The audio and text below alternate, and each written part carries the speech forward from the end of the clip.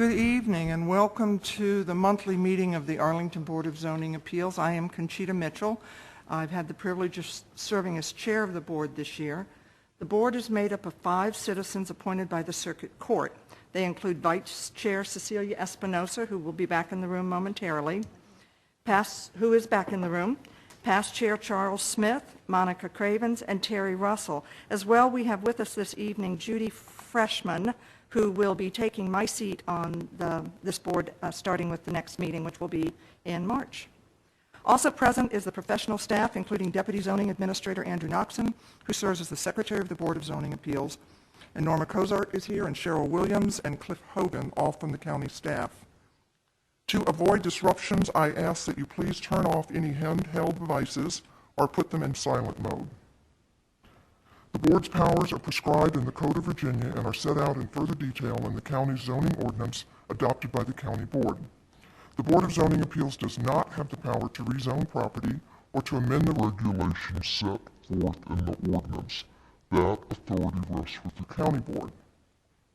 This board does have the authority to do 3 things. We can approve use permits that allow modification of placement requirements for structures on 1- and 2-family lots where there is no option in the zoning ordinance to allow such modifications. We can grant variance from the specific requirements of the zoning ordinance, and we can decide appeals of the decision of the zoning administrator. When approving use permits, which most of you are here for this evening, the BZA may impose conditions that it deems necessary in the public interest, including limiting the duration of the use permit. In order to approve a use permit, the board shall find that the proposal does not adversely affect the health or safety of persons residing in the neighborhood, will not be detrimental to the public welfare or injurious to property or improvements in the neighborhood, and will not be in conflict with the purpose of the master plans and land use and zoning related policies of the county.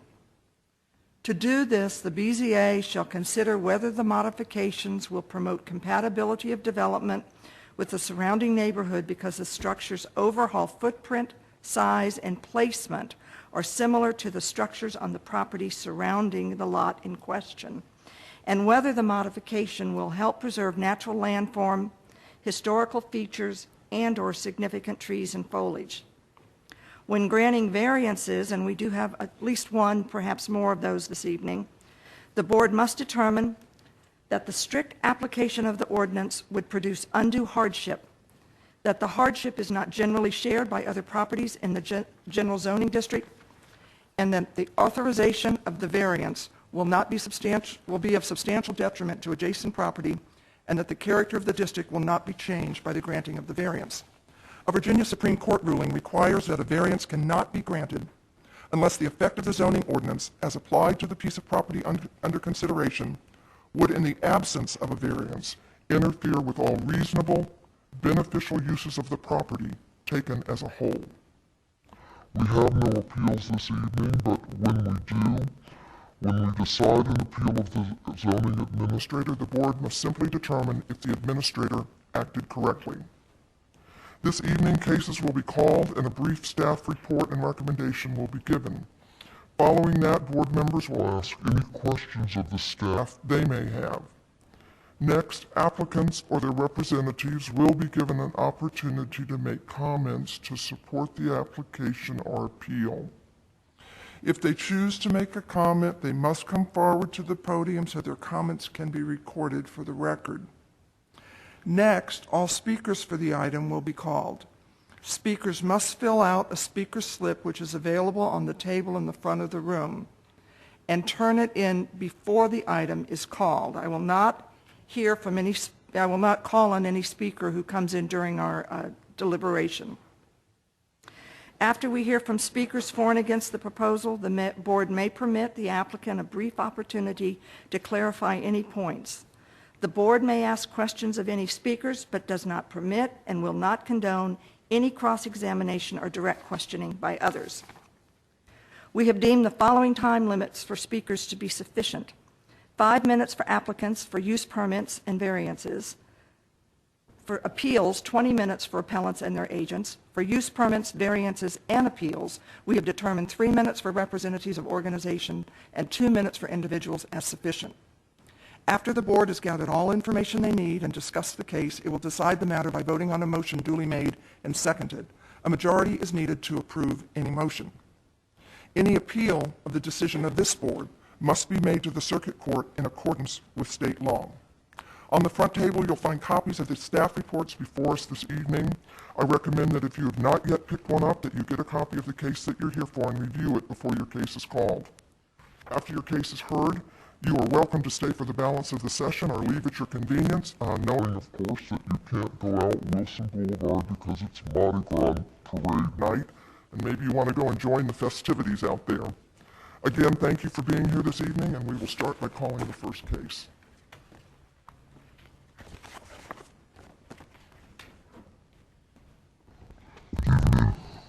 First case tonight is case number V-10694-12-UP-2. It's a use permit request by John and Janine Raymond to permit a setback of 3 feet to the steps from the rear property line instead of 25 feet as required, and 6 feet to the steps for the right side property line instead of 8 feet as required. This is for the construction of a set of detached steps in the rear yard. This is in the R6 zoning district, premises known as 921 26th Street South. The staff recommendation is to approve the subject use permit with conditions. Are there any questions of staff? I think I would just point out that these are actually steps that, as Mr. Noxon indicated, are detached. They seem to go back into a little alleyway. And there are photographs in our packet of it, and it's fairly deteriorated, and I believe that's why it's being repaired. Are John or Janine Raymond present? If you'd come forward, please. If you have anything to add.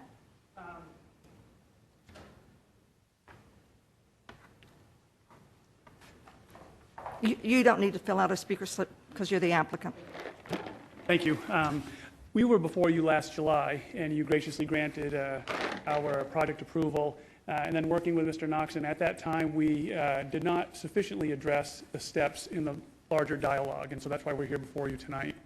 I do have one thing to additionally submit, and this is a attestation of support from a neighbor that is immediately adjacent to our left. We were unable to obtain their signature by the filing deadline for last. You give it to Mr. Russell. He'll share them with all of us.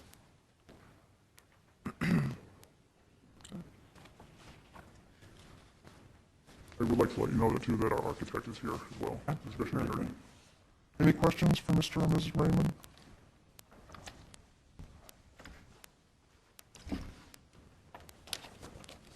Yes, Mr. Russell. It seems to me that this is a good example of the topography issues that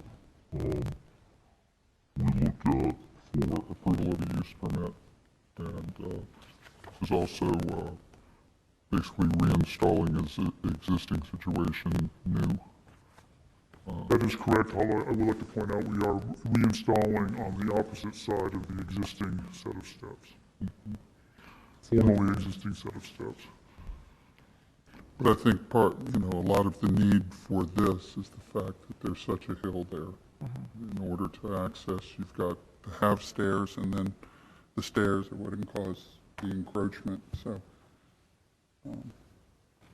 Would you like to make a motion, Mr. Russell? I will. I move that the Board of Zoning Appeals adopt the resolution approving use permit V 10694-12 UP2 with the conditions. The motion's been made and seconded. Is there any further discussion? All those in favor say aye. Aye. Opposed? The motion carries unanimously, so it is granted. Thank you very much. I would like to say a special thank you to Mr. Noxon because he did work with us in good faith on this. Oh, thank you. Okay, our next case tonight, this is a carryover and revised case. This is number V-10745-12-UP-1. It's a use permit request by Amanda and Dean Zhang to permit a setback of 3.6 feet to the eave and 4 feet to the wall of a new second-story addition and 4.5 feet to the areaway from the right side property line instead of 8 feet as required, and also 13.9 feet to the steps and 16.8 feet to the porch from the North Fillmore Street right-of-way instead of 25 feet as required, and also an aggregate side yard of 12.6 feet instead of 18 feet as required. This is for the construction of a new right side addition above an existing encroaching porch, right side basement areaway, and a new covered front porch with steps. This is in the R6 zoning district. Premises known as 1605 North Fillmore Street. Thank you very much. And the staff recommendation is to adopt a resolution denying the request for the 4.5-foot right side yard, but approving the use permit for the second-story addition and front portico with conditions. This, as was indicated, was before us before our winter break and is back now. Is my memory correct that you needed to have a new survey done? We had to have a survey confirmed. We had one complete that showed differences from the recorded plat. Okay. Now substantiated with Mr. Knoxon. Okay. There, also at our last meeting, a neighbor was here, and Mr. Kelly, do I have the right name, your back door neighbor? Correct. And he, no, Mr. Kelly. He is not here this night. Tonight I have no speaker slip, so I assume he is not here. His letter is still included in, Mr. Kelly and I have talked since then, and he indicated he wasn't going to be showing up this evening. Okay, all right. All right, are there any questions of Mr. Knoxon? Madam Chair, I'm trying to remember if Mr. Kelly's issue was drainage? Is that his issue? Water? I believe so. Okay. Mr. Kelly's, as I remember it, Mr. Kelly's issue dealt a lot with big issues that might pertain to this house, but also pertain to the bigger issue of when changes are made in the county level, not looking at certain things. His yard is completely filled with water apparently now, since you have made changes and other houses in the block have made changes, is what I remember. Correct, and as our... well as changes he's made. Changes too. Right.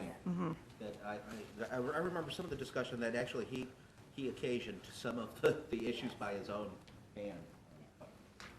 That was basically the contents of my discussion with him following the last meeting. Okay. Madam Chairman? Yes, Mr. Russell. As I recall, that staff is recommending approval of this except for the areaway, and that is basement stairs entrance.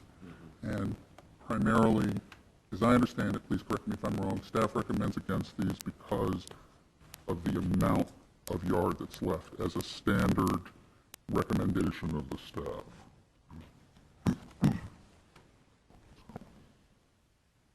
And I think we even at the time we had, or at least in this or another case, we've had a discussion that the actual wall of the areaway doesn't stick up above ground very far, and what's there is a fence, if you will, a railing to keep from stepping off and falling down in that hole. To distinguish a railing, for example, you could put a fence up with a permit by right anywhere in the yard. So the railing is sort of a fence. So it's really ever how much is sticking up, and I honestly can't tell you exactly what that's supposed to be. But I for one, don't have a problem with this sort of thing. Madam Chair.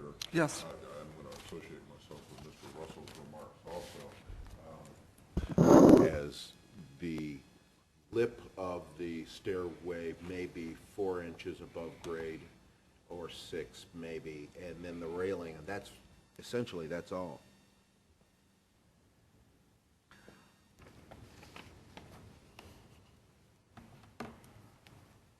There is still passage of 4.5 feet as well. Our neighbors have indicated their support of this, especially the neighbor to the immediate side that the areaway is impacting. And should V6, the drawing V6 in your packet illustrates, I think, mentioned. From our family's perspective, we would appreciate the board's approval. It's an improvement to our home safety to have a full means of access from our basement. Are there any other questions? Any further discussion? If you have enough information to make a motion, someone can do that. Madam Chair, go ahead. Yes, Mr. Russell. Oh, I'm sorry. Madam Chair, if Mr. Russell was going to make a motion, I was going to make a motion to approve, and it would be the motion to approve the, let's make sure I'm going with the alternative resolution. That would be Page 5. use permit V-10745-12-UP1, and as requested, subject to conditions listed in the resolution that are the standard boilerplate conditions.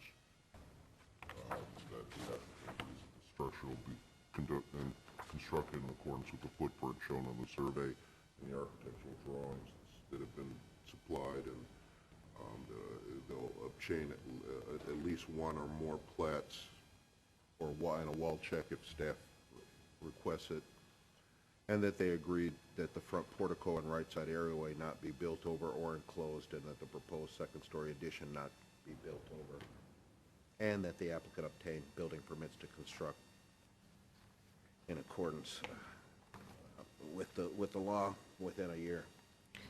I do have one question of staff with regard to that. Well, I guess we should wait until there's a second, but. Yeah, is there a second? I'll second.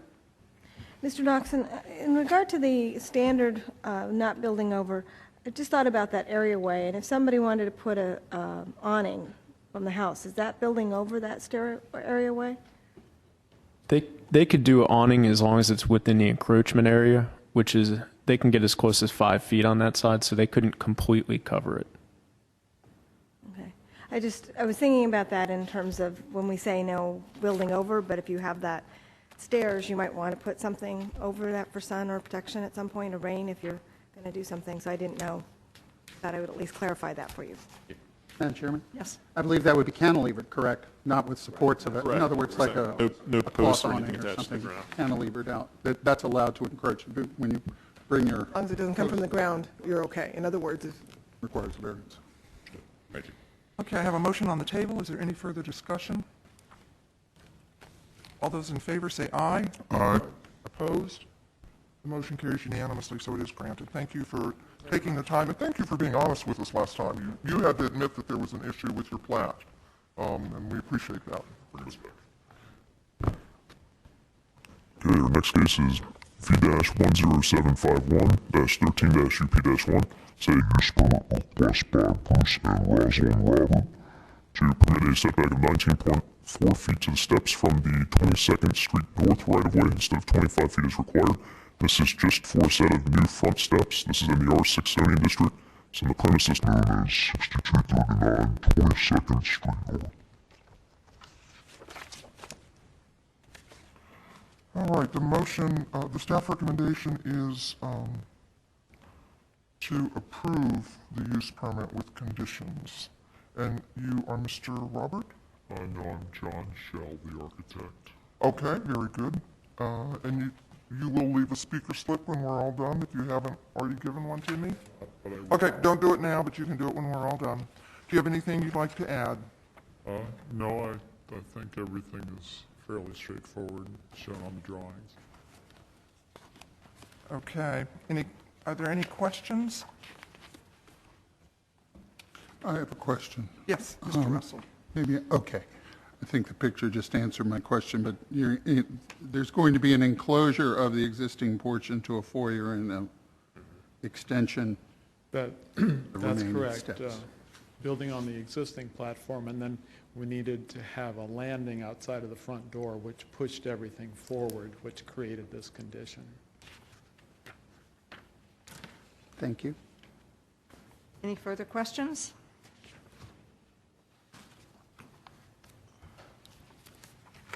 We are not purposely speeding through for any reason, but if the matter is before us, it's fairly simple. We've had a long time to look at what is before us and to understand it, so we don't want to waste your time. Madam Chairman, Motion? Yes.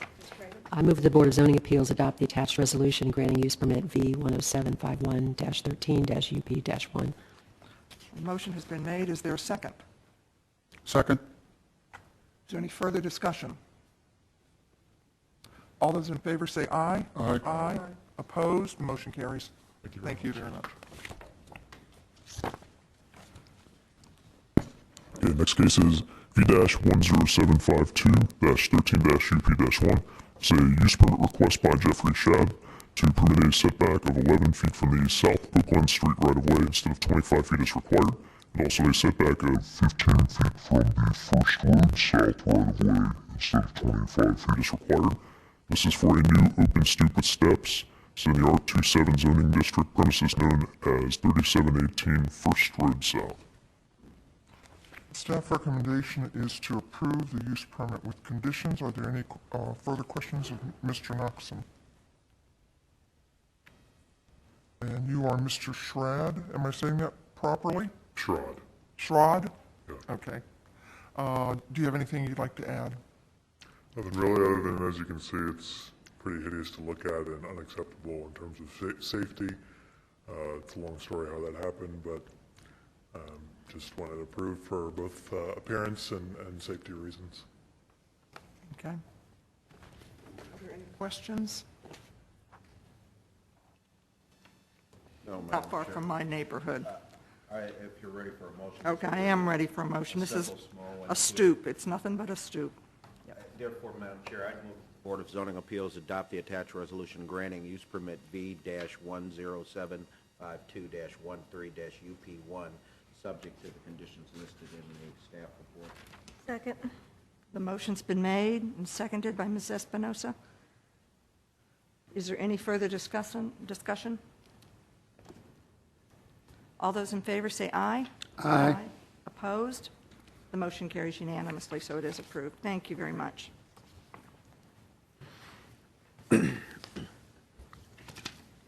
Next case is V-10753-13-VA-1. This is a variance request by Tim Tom to permit a total lot coverage of 43.9% instead of 38% as required, and this is for the construction of a new concrete driveway. This is in the R8 zoning district, premises known as 1515 North George Mason Drive. The staff recommendation is to deny the variance, and I will emphasize that this is a variance, not a use permit. Are there any questions of Mr. Knoxon? Do we have a picture of the bigger neighborhood? Excuse me? He's asking for them to put a picture in front of us. Is that the one you need? That's what I need. Thank you. This is a lot coverage issue. We don't get very many of those, and it's for a new driveway to basically make a circular drive. The house was built in 2009. All right, and you must be Mr. Tom? Yes, I And am. do you have anything you'd like to add, Mr. Tom? Yes, I actually took some pictures so Okay, you if can you- see what I'm talking about. To Mr. Russell, he'll pass them down. Do you have one for each of us, or? It's a packet? Okay, we'll take turns looking at it then. Okay. You seen that first picture, that's the current driveway, and when we back out of that driveway, it cuts across 2 lanes of traffic on George Mason Drive. And even the inspector, when first time he saw that, he said, well, you better do something about that. And at the time, I thought maybe I could get away with it. And the problem is that house is built to full coverage. But I just want to point out that previously, the house had a 52.3% coverage. It's grandfathered in. When I tore it down and built this house, I reduced it to 38%, which is a limit. All I'm asking for is less than 4% increase from that current coverage because of how hazardous that driveway is. And if you look at the picture, that the solution is to really put that semicircular extension so that we could pull out frontal-wise. So the goal is to be able to come in frontal and then back into the garage. So when we exit the garage after that, it's a frontal exit. That is much safer. Okay. And I would like to, if I may, show you the lot coverage. You'll give them to...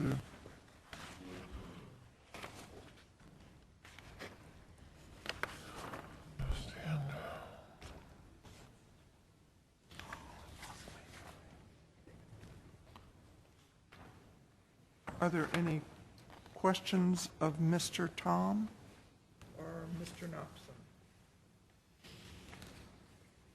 Mr. Knoxon, do you know why there are two existing driveway cuts in the curb cuts?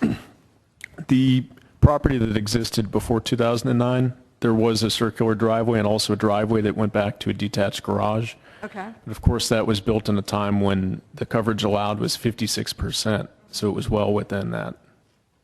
Okay.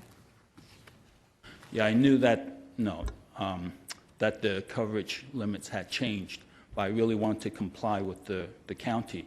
I had the option at the time of retaining the old semicircular driveway, but no, I really wanted to comply. Of course, at the time, looking at the house plans, I didn't realize how dangerous it would turn out.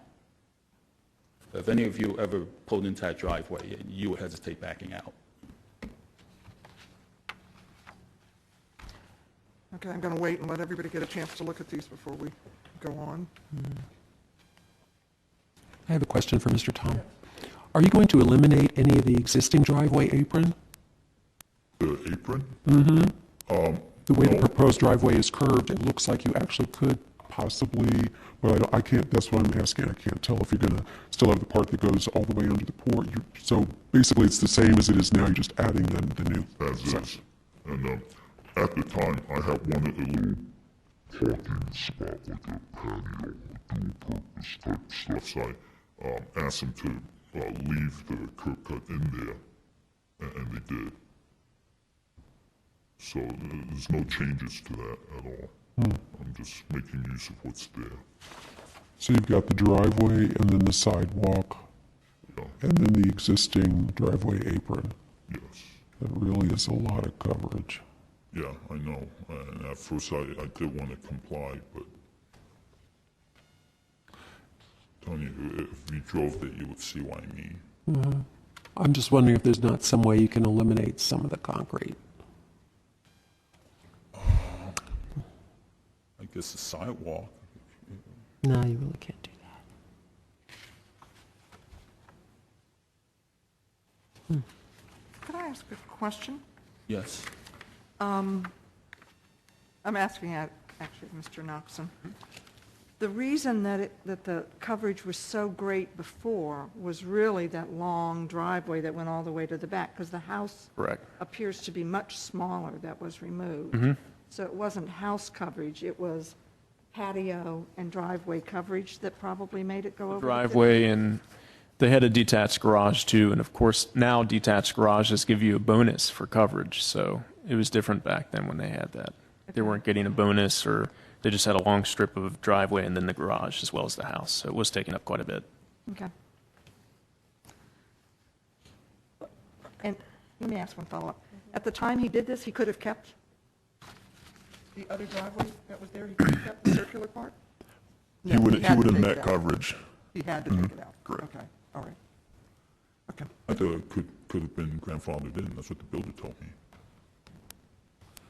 If we don't remove it, I couldn't remove it and then put a new semicircular, but had I left that driveway the way it was, it would have been grandfathered in.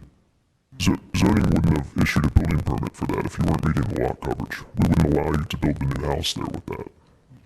Okay, that was just what I was told. At the time, that my intent was to comply with the county coverage. That may have been a deal with environmental services, but not zoning. Environmental services has different rules for grandfathering of coverage. And that's a different type of coverage they're talking about. They're talking about impervious surface coverage. Yeah, sir, I'm not an expert in any of this. I just did what I thought was proper at the time. Other questions? I have one more question. Did you say that you currently have, it looks like from the grass even, that cars do, right now, they park kind of in the front yard, or they turn around in the front yard? That's my car. I parked there just to take pictures. Normally it's not, but... Just no grass there? There's no grass there, no. Okay. Used to be grass. Okay. Could he put a little pad there? Not a full driveway, but a small pad, and somehow meet the lot coverage? He couldn't fit a pad on there. He's almost right up to his coverage right now. So making the choice to do the larger house eliminated his options here, okay. Okay.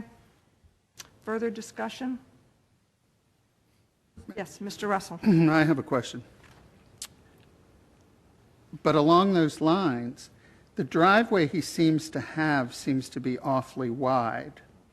I wonder if, and that certainly is in the 38% coverage calculation. I wonder if there's some opportunity to cut some off the left side of the driveway, make it much narrower, but just enough to get into the garage, and perhaps make some area to turn around a small car. Because I think there's a great difficulty in approving a variance for a house built to the maximum coverage in 2009 with a condition that could have been addressed at the time by making the house 2 feet less deep or something like that. I don't know what those calculations would be. So I spoke to the surveyor. None of those actions would have allowed me to fall below the coverage limit. Either way, a variance would have been required. So what they recommended is that since I'm applying for a variance, I might as well do it the right way and just hope to get it. If not, then all these other actions are just extremely expensive, and it will not allow me to fall below that variance because I'm right at the max right now. Mr. Tom, but the point we're making is in 2009, when you chose to build your house as big as you did, you created the issue. And the problem for us in granting a variance is that the variance has to be for a hardship that in some ways really is not your fault.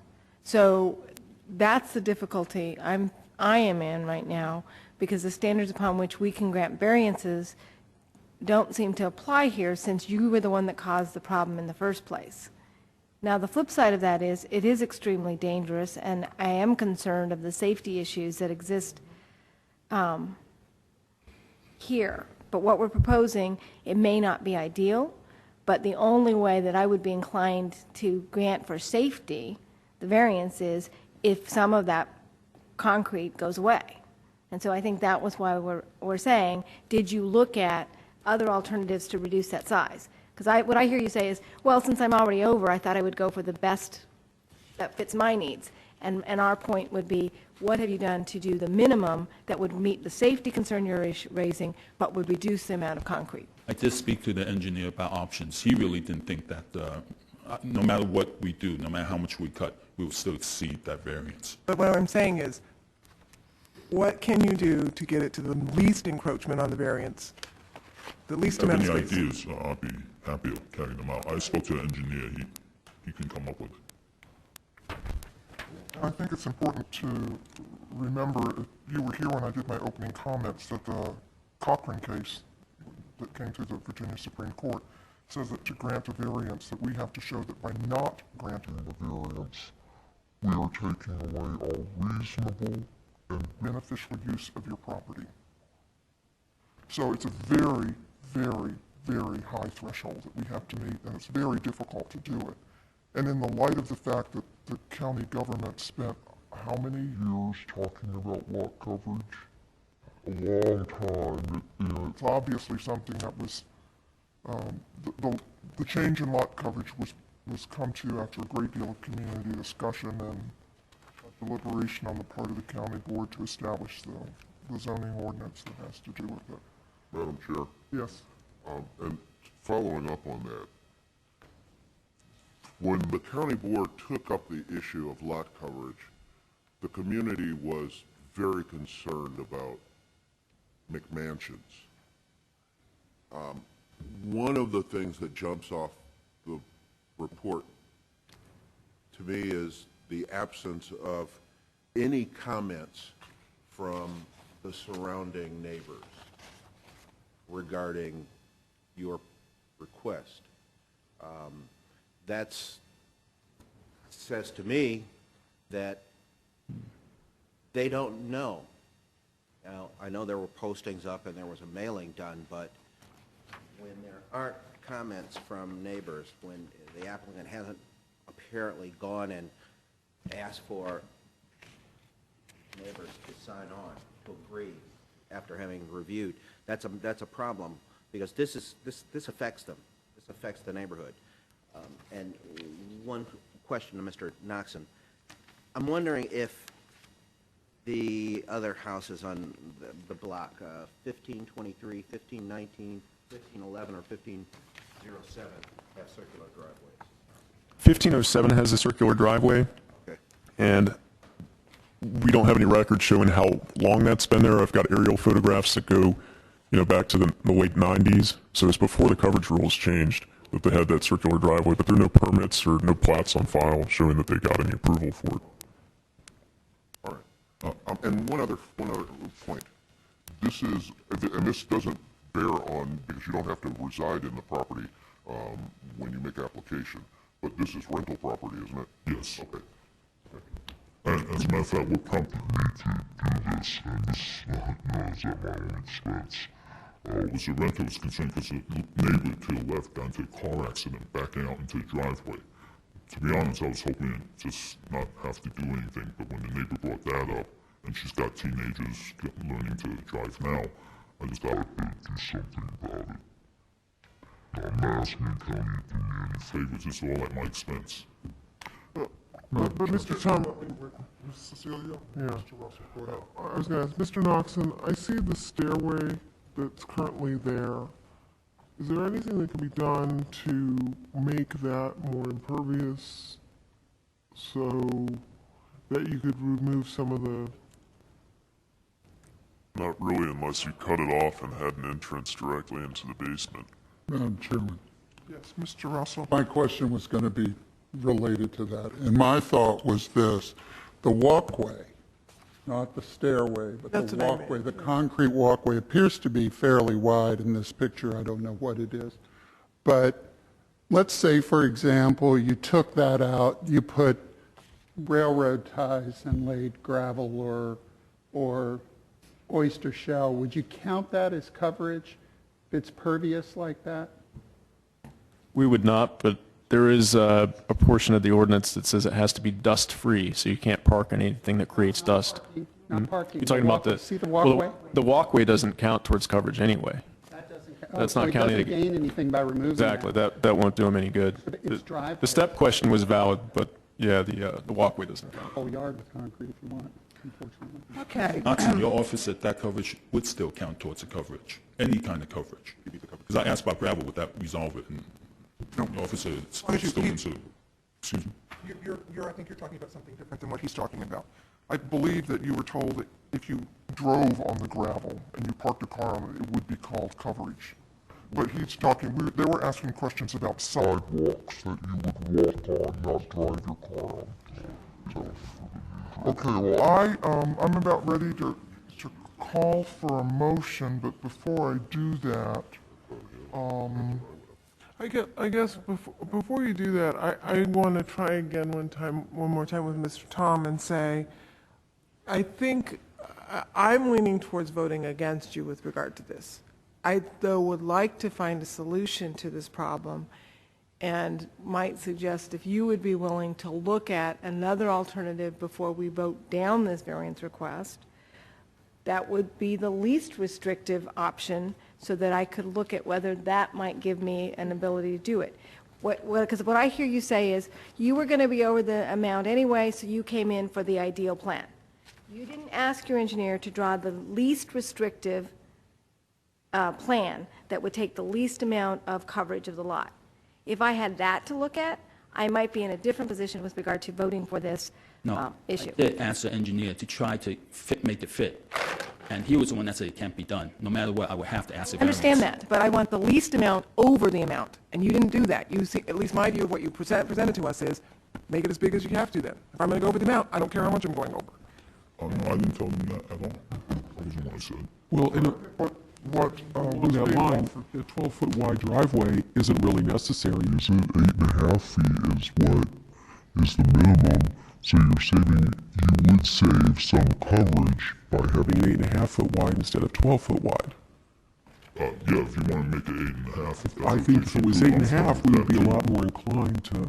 Well, I don't believe that we can do that at the bench right now, because who knows? However, what Mrs. Espinosa, I believe, was trying to offer to you was to say that she believes if it goes to motion, it will be voted down. If you would like to ask for a deferral and see if there's another way to do it by narrowing your driveways, that she would be willing to accept a deferral. I'll make a motion to accept a deferral. So that's your question. If you are denied tonight and you find a motion and you find a way to do it, you'll have to pay all the fees over again. However, if you accept a deferral and you take a month and you talk to the staff and you work with whomever and come back, you do not have to pay those fees over again. So would you like to defer, or would you like for me to ask for a motion tonight to act on this matter? Well, I really can't afford to reapply the fees again. I mean, I did all the talking before I even applied, because that office told me it's going to be expensive for me just to apply, and it's non-refundable. So in light of that, I'm hearing you would be willing to defer the matter, to continue discussion to see if there can be a better solution that would be presented to us that might have a chance of success. And I would move at this point to defer the matter. I did not hear him say that. I'm sorry. Yeah, I'm sorry. He said he I couldn't don't afford to know pay what the fees magic again. number you're looking for. I don't know the number, but to defer it and then to have me reapply all over again with all the fees all over again, I'm not inclined to do that. No, listen for a moment. She is giving you a way to not pay the fees again. If you defer, you do not have to reapply. You do not have to pay the fees again. You have extra time to look into this. That's what she's suggesting to you. So would you like for a deferral to take place tonight? Okay, very good. Is there a motion then? Madam Chairman, I move that we defer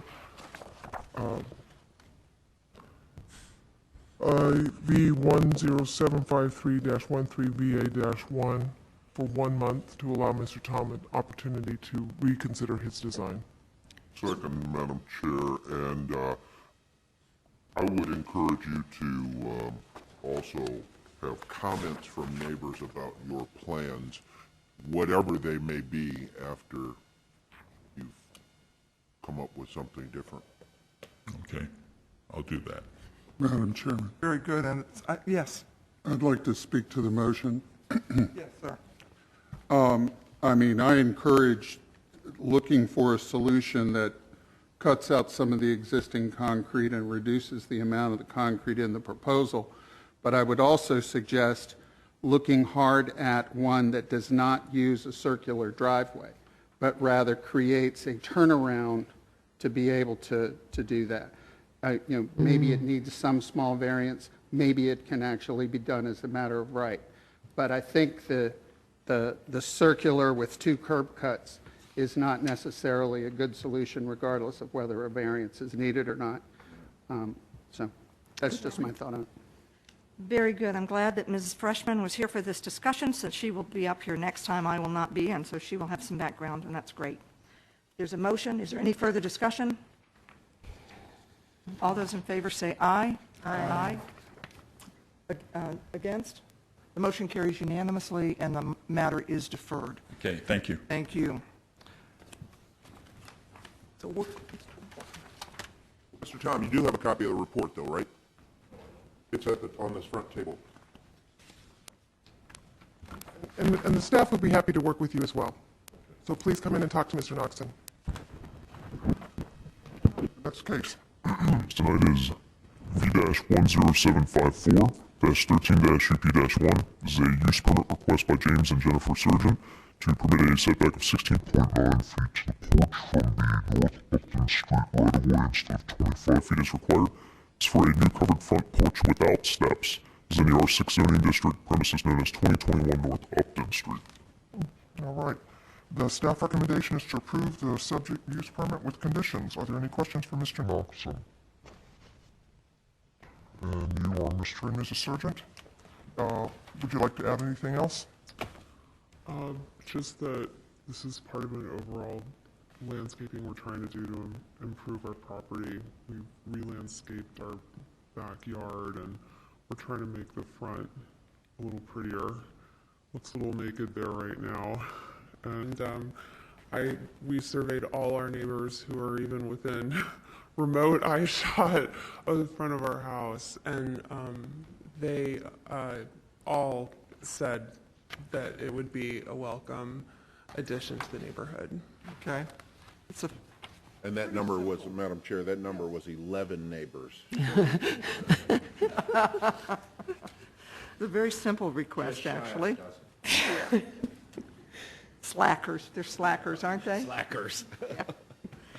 All right, are there any other questions? Yes, I have a Mr. question. Russell. And it may be in the report, and I just missed it, but are you doing other improvements to the house, or just doing the front porch? Not structural improvements. We're doing landscaping improvements. This is the structural. Landscaping in the front porch is what you're doing to this project? Yes. Yeah, yes. I'm just curious about the investment you're making, because I think I've mentioned it before, I think it's so encouraging to see that people invest money in doing things like porches to homes. That's such a sign of love for the house and investment in the community versus, more basic kinds of stuff. I think it's such a sign of health in the community. All right. Would someone like to make a motion? Madam Chair, I'd be happy to make a motion. Mr. Smith.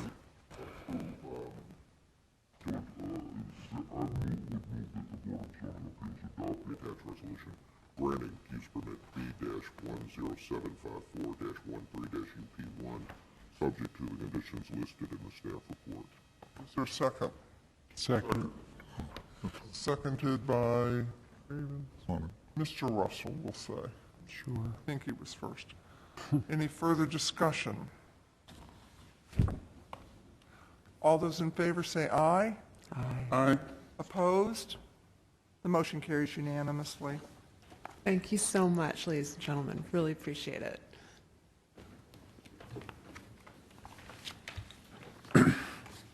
Our next case is V-10755-13-UP-1.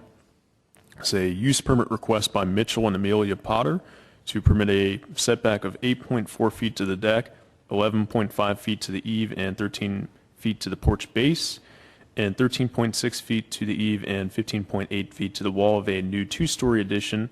And this is all from the rear property line instead of 25 feet as required.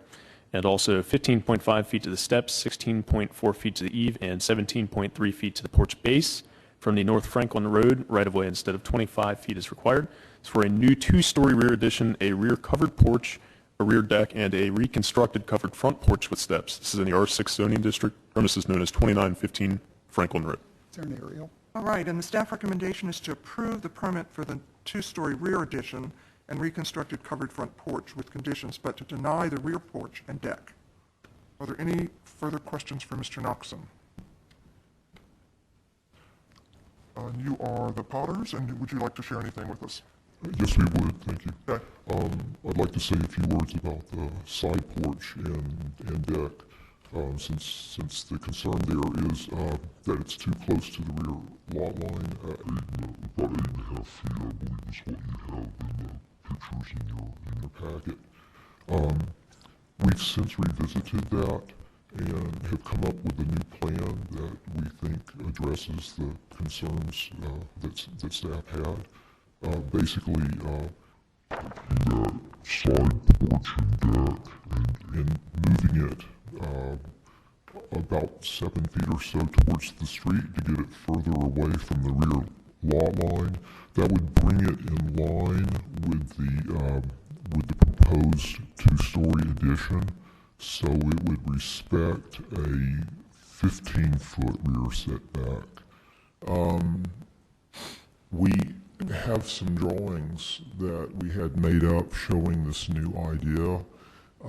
We didn't have time to get them into your packet, but I'd like to show them to you tonight if you'd allow me to do so. Yes, if you give us something, however, we have to keep it, so you have many copies? Yes. Oh, yeah. Okay, great, give them to Mr. Russell, that'd be great. But do we have jurisdiction to? Yes, we can approve something for less. Okay. If it's less than what was advertised, we can approve it. One thing also to note in this that we're giving you is we've already done a neighborhood outreach. And of course, as you would expect, our neighbors were very happy to see more space on the back lot line, particularly the neighbors directly behind us, the ones most affected. Okay. Right. And we actually like it much better too, so thank you, Mr. Noxon. Okay. For making us go back and look at it again. And they've signed new letters of approval that we've included there in the packet. So then, just as everyone's looking at it, walk me through then, what would be the new numbers? The new numbers, and this is all for the back porch, so let me find it in the 15.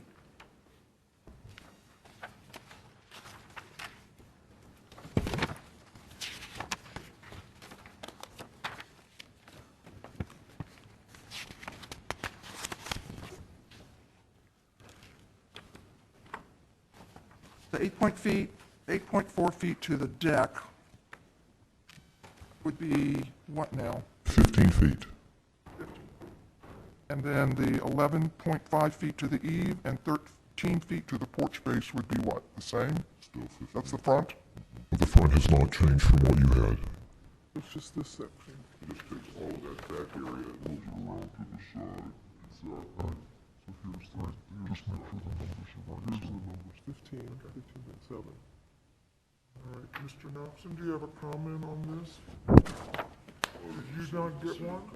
Oh, you didn't get it? It's right there. Yeah. None of them in there. Oh, okay, I thought these were just neighbor ladders. Okay.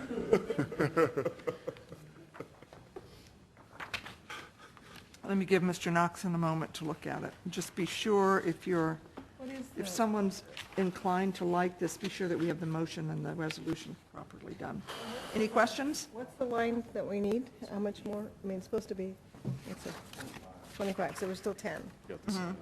But the existing house, Existing is already, what? Okay, they're completely in the buildable area here. They're not I thought it was 15 now. violation of any side yards or anything. Madam Chairman. Existing is 23, 7 as it stands. Yes, Mr. Russell, your question? I might suggest that we ask the staff to take a look at this and tell us when they understand what's being requested. Okay. Rather than you than we did.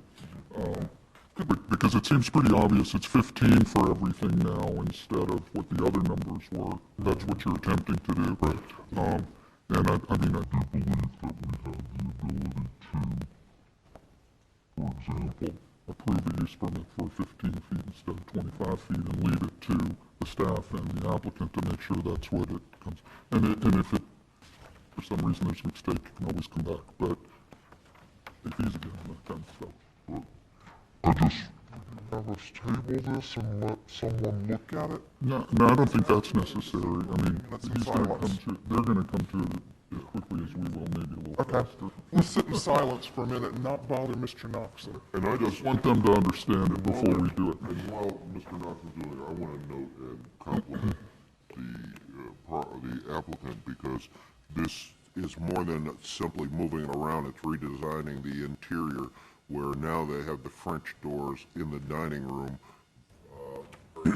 to the kitchen before, and moving the air conditioning units to the forward. Yes, you get a little more width out of the proposed covered porch, and you got plenty of width anyway, so you've clearly thought this through, and it's so nice to have here's our plan B. Madam Chairman, I'll also take the opportunity to ask a nosy question. How long have you all lived here in this house? About 10 years. 10 years. I actually had family that lived on this street, but it was really a long time ago. And they've been gone since probably 1980, but right in this stretch, probably about 2 or 3 doors towards Key Boulevard from you all. So.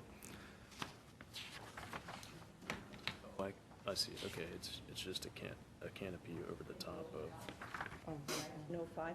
Top I couldn't tell you, and it's not in any of the pictures. I was looking hard to see if your house happened to be theirs, but it's the one with the form stone. You know what I'm talking about? Oh, the form stone doesn't go away, it's gone now. It is. They redid it, and it's now shingle instead of form stone. Oh, okay. I haven't been by there in years. So my great And actually, that's aunt and uncle, my father's aunt and uncle lived there from the 30s to about 1980. It's okay. And they're removing part of the house, right? They're removing part? Yeah, no. This is what they put in front of us. This is what they put in front of us. This is what they're willing to do. Ms. Williams, can you show us an aerial view? Thank you. This says the same thing. I think that's an odd addition. That's a different structure. Previous case, the existing porch. Okay, well, we'll get there. Okay.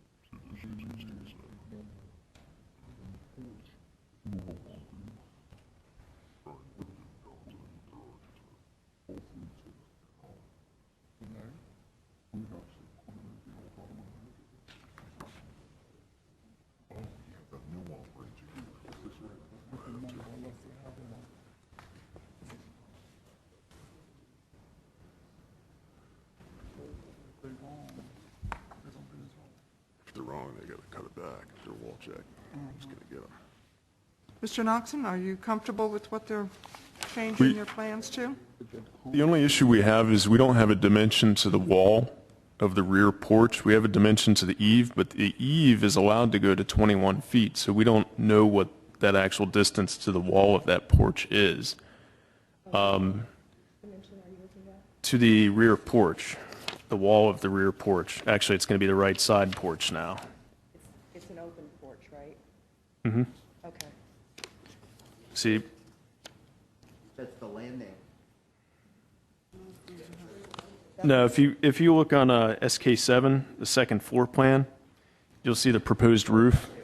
Mm-hmm. And there's a dimension going to the eave line, but not to the wall. Okay. So that eave line's compliant, but the wall still has to meet the 25-foot rear setback.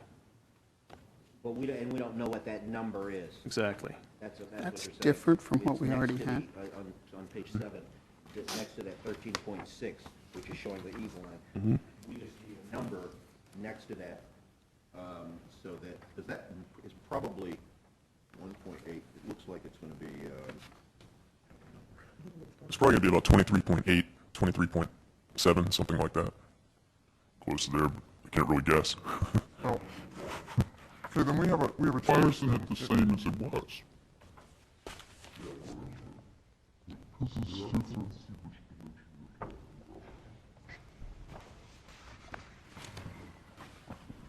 That corner, why isn't that,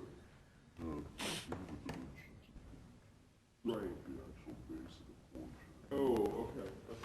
First floor, and that's our issue. That's what needs the waiver of setback. See, you have already here. Say in the base of the porch. Well, it is changing. That porch was a lot closer before. So they moved that, so He's talking about the base of this. Well, it's a different design on the existing. That's the problem. Yeah. This is the new design where it's been pushed over. Yeah, but it's not the eave, it's the wall that we have to worry about. Oh, you mean the foundation? The foundation, that's what they mean with the wall. Is that Poster something that if foundation. you were given 5 minutes or so, you could figure out, comparing what you've given us tonight and what we got before?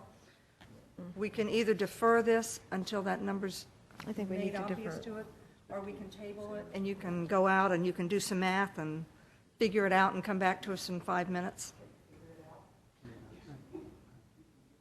You can give it a try? Okay. All right, very good. Okay, well, make sure that you have both, please be sure you have both of these with you when you go out. There's one on the table. I'd like a motion to table this item. Madam Chairman, I move tabling the item. Is there a second? But that's to later on in the meeting? Uh-huh. Okay, I'll second that. Okay, all those in favor say aye. Aye. Opposed? The motion carries, and this is tabled until I ask for a motion to take it off the table. The next item, please.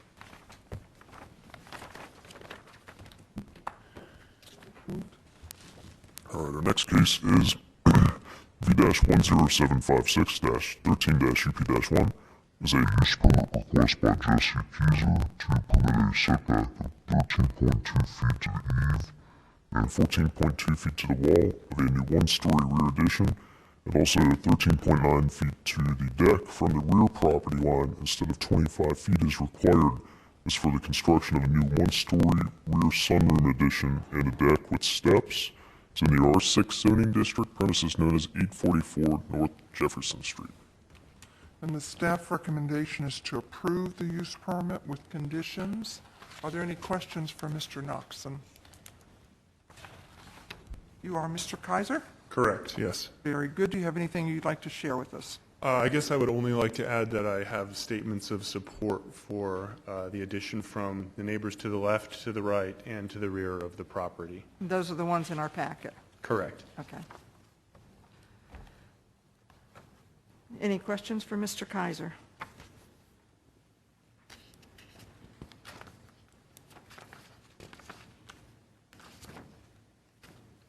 If there are no questions, does that mean you have enough information to make a motion?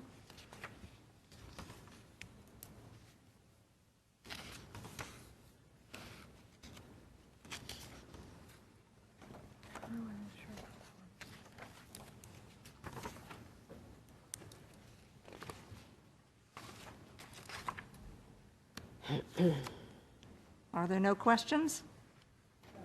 Yes, Mr. Russell. I move that the Board of Zoning Appeals adopt the resolution granting use permit B-1075613-UP1.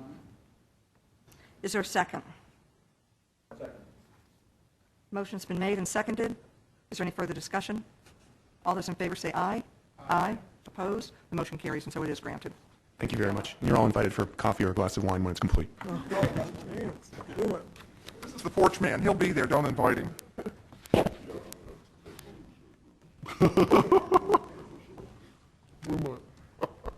But you took off your Mardi Gras beads.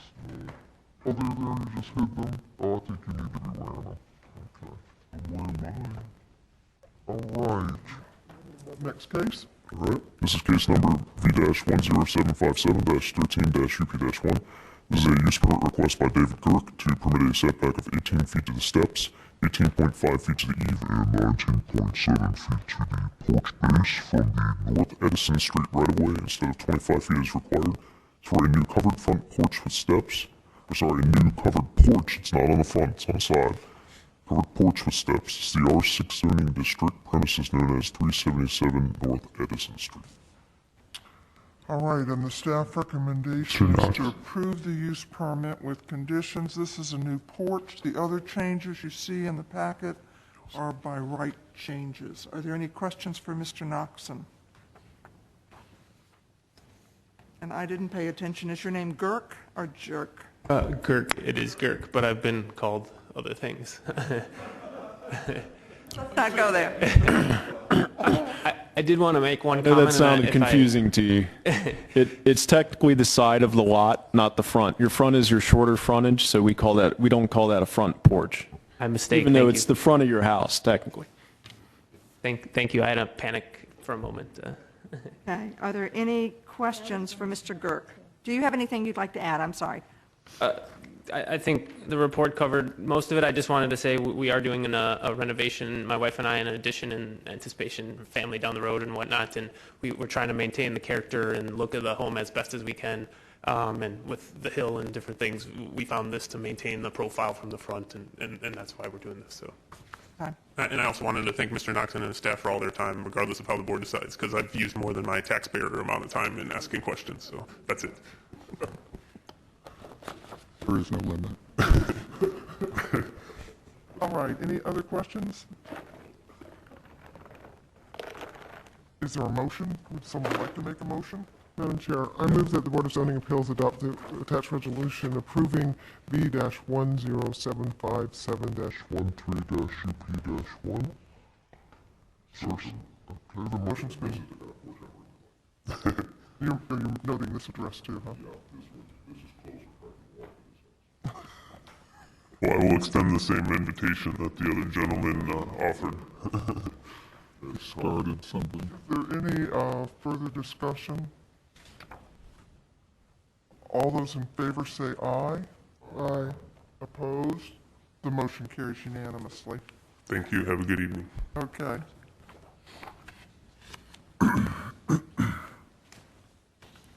Our next case is V-10758-13-UP-1. It's a use permit request by Len Caposta to permit a setback of 10 feet to the eave and 11 feet to the wall of a new second-story addition, and also 12 feet to two bay windows from the 21st Street North right-of-way instead of 25 feet as required. This is for a new second-story addition and two new bay windows on the front of the home. This is in the R5 zoning district, premises known as 4137 21st Road North. All right, the staff recommendation is to approve the use permit with conditions. It's pointed out that this is a legally non-conforming duplex. Are there any further questions for Mr. Knoxon?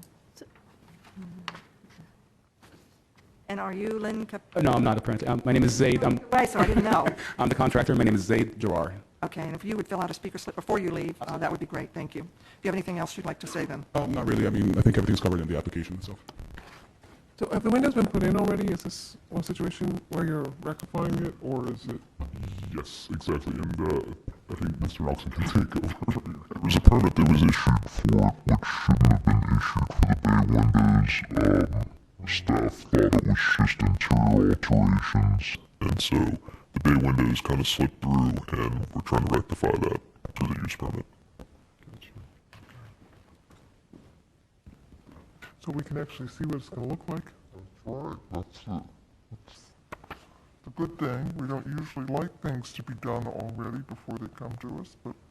Apologies, I wasn't, I didn't know that it slipped into cracks, and I shouldn't have done it, but... Okay. Further questions, Mr. Russell? The subject says to permit setbacks for the second-story addition. Yeah. Would it have been by right without the bay windows? Actually, the addition could have been built above the existing footprint by right, but they're actually pushing it out beyond. If you see where the eave kind of protrudes beyond the front of the addition, they're going to step out on top of that. So it's not just above the walls, it's going to push forward about 1.5 feet from there. So in the, where the darker red is, they'll be building there? Correct. Does everybody understand that? Need any more information? Is anyone ready to make a motion?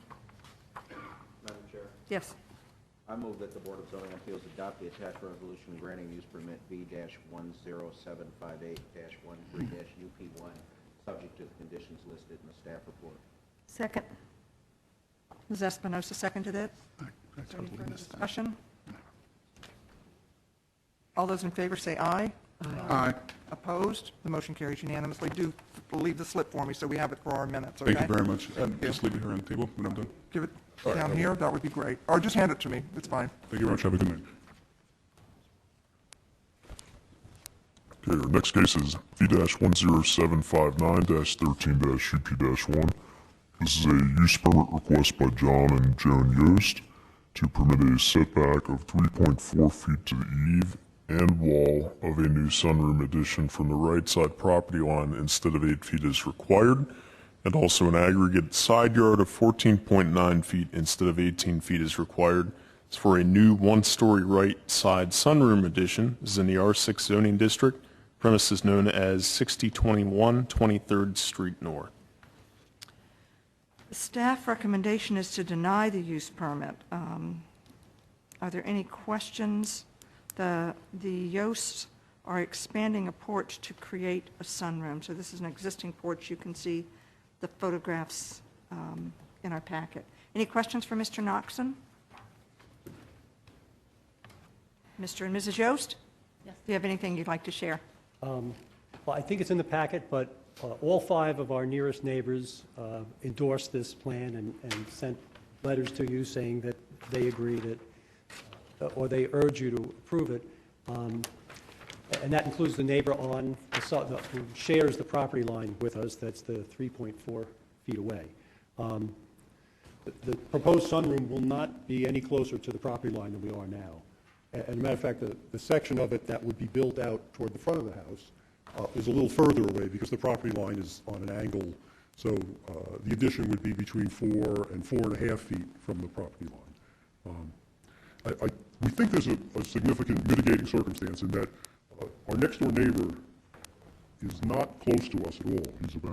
His home's about 25 feet away from the property line. The county has an easement, a sewer easement that runs across on a diagonal that actually touches our property right at the sidewalk and then runs off on an angle. But his house is substantially far away. We would be about 30 feet apart if you approve this. And I have a few pictures I could give you that show the house and also show the easement. In addition,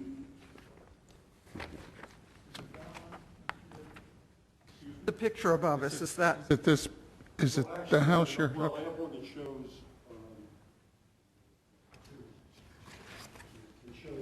our house and the neighbor's house. You can see how far apart they are.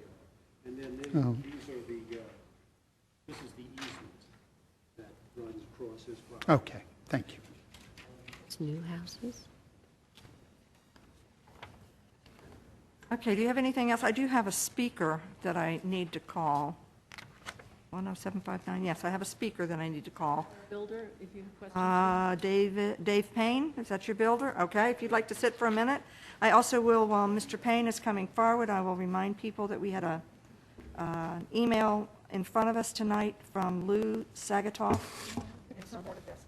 And you are Mr. Payne with Dave Payne Construction. Yes, ma'am. Would you like to share your comments, please? I think the big deal about this is, the key point is that it's not going to be closer to the property line. If you're looking at this picture here, the addition extends towards the street, which they said already that it's not going to be any closer. The angle of the property line goes away from the addition. So as far as encroaching any more than already is encroached, that's not going to happen. The roof line, the gutter line, the setback, if you look at the one corner of the gutter, the closest to you, will be exactly the same, although it will have windows and siding on it. So it won't be any closer whatsoever than it is right now. And I think the key to the whole thing is it seems like all the neighbors approve of it and don't mind, so it's not going to be an eyesore or anything that's going to be out of line with the rest of the neighborhood. Okay, thank you. Well, actually, we might want to Do you have a build. question for Mr. Payne? I think so. In regard to the email, because the email is requesting a super sill fence during the construction process. Have you seen this email or? We heard about it. Here, I've why not don't you seen take- this email, but I have no problem with that. Come forward and look at you can have my copy, and I think you should keep it for your records no matter what happens. And I guess that's where the easement is. There's tanks under there, rain tanks? Sewer line, I think. County has a storm sewer that runs across his property down to the street. Well, I was just trying to get clarification, because in his email, he's talking about rain tanks on the property as a part of Chesapeake Bay Stormwater Ordinance, and I wondered if that was in the easement or if that's on his property. That should be on his property. Okay. And it sounds like his concern is that, mud get into his tanks, and that's why he wants to, be vigilant with the sill fence. I've got no problem with that. Madam Chairman? Yes, Mr. Russell. Is 6009 your next door neighbor? Okay, the one that we've been talking about all this, okay. His house is built. Yeah, that's what was confusing me. He's probably been. Okay, any further information needed? Any questions for the Yos? I would say we have been in this house for 36 years now. And we've raised all our children here, and 2 of them are married and moved out and live here in Arlington. Want to use this addition to entertain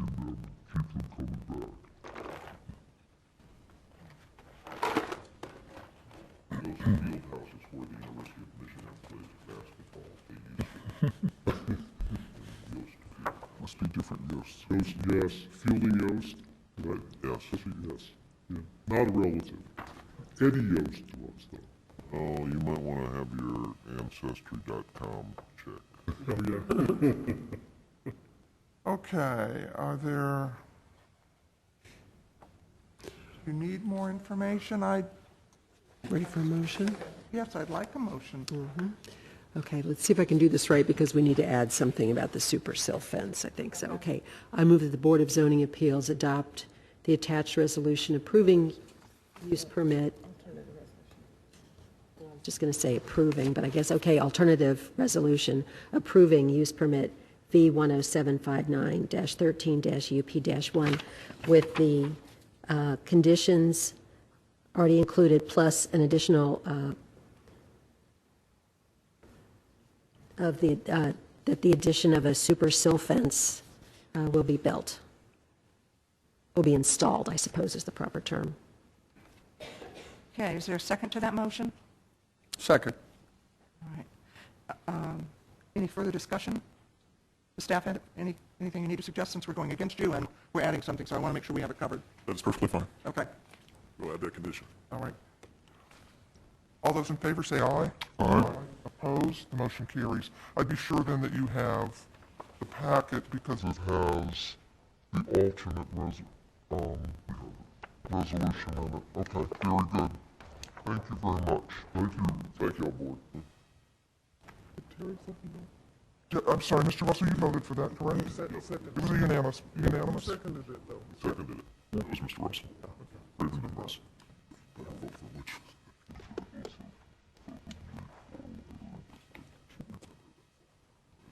I was leaning no, but when I see the pictures, they change my mind. All right. Our next case tonight is case number V-10760-13-UP-1.